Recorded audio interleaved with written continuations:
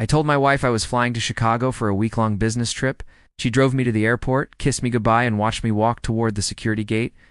What she didn't know was that my ticket was a fake. My suitcase was empty. And the man she was kissing goodbye had already died inside. The real me was about to be born. Stick around to see how this story ends, and don't forget to hit that subscribe button. You won't want to miss what comes next. The humiliation started subtly. A late-night text she tried to hide. An excuse about working late that didn't add up. Then came the whispers from friends, the pitying looks. I felt like a joke, a punchline in a story everyone else knew.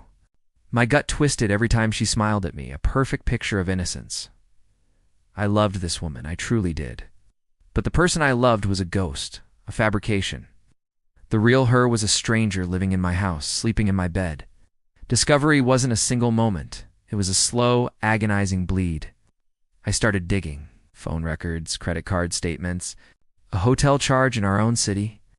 His name was Mark, a colleague she'd mentioned. I found his social media. Smug smile, arm draped around another man's wife in a blurry photo from a bar. My wife. The world tilted, the air sucked out of my lungs. The initial shock quickly hardened into something cold and sharp. Rage, a pure crystalline rage that demanded not just justice, but annihilation. So, I played the part. The loving, oblivious husband. I'd call her from my hotel in Chicago, which was actually a cheap motel just across town. I'd tell her I missed her, my voice dripping with fake sincerity. I can't wait to be home with you, I'd say, listening to the hesitation in her voice before she'd reply, Me too, honey. Her lies were so practiced, so smooth. She was a performer, and I was her captive audience. But the show was about to change, and I was rewriting the script. I bought a small, high-quality voice recorder. The day before my return, I told her my flight was delayed and I'd be home a day late. That night, I let myself into our home, the home I paid for, and placed the recorder under our bed. Then I left, spending the night back at the motel, my heart a block of ice. The next morning, I retrieved it. Listening to the recording was the hardest thing I've ever done. Their laughter, their whispers, their plans for a future without me. Her saying she'd finally leave the boring, predictable husband. Every word was a nail in the coffin of the man I used to be.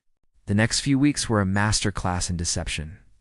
I hired a private investigator who gathered irrefutable proof, photos, videos, the works. I quietly met with the best divorce lawyer in the city, systematically moved my assets, securing my finances with cold, calculated precision. I was a ghost in my own life, watching, waiting. The trap was set. All that was left was to spring it. Her parents were hosting their 40th anniversary party. Huge affair. All their friends, family, our entire social circle. It was the perfect stage. During the toasts, I stood up, glass in hand. I spoke about love, trust, and family. I looked directly at my wife, her face beaming, completely unaware. Then I turned to the big screen set up for a slideshow. And to my beautiful wife, I said, my voice steady, I have a special tribute. The room went quiet as the first photo appeared, not of us, but of her and Mark, kissing passionately outside that hotel. Then another, and another. The audio from the recorder began to play, her voice filling the silent, stunned room, talking about her boring husband. Panic exploded in her eyes. Her father's face was a mask of fury. The social demolition was absolute. The legal battle was swift and brutal. With the evidence I had, she got nothing. She lost her friends, her family's respect, and the comfortable life she took for granted. I sold the house and moved away from Chicago, leaving the wreckage of our life behind. Sometimes I wonder what happened to her, a fleeting thought before I push it away. She took everything from the man I was, so I took everything from the woman she pretended to be.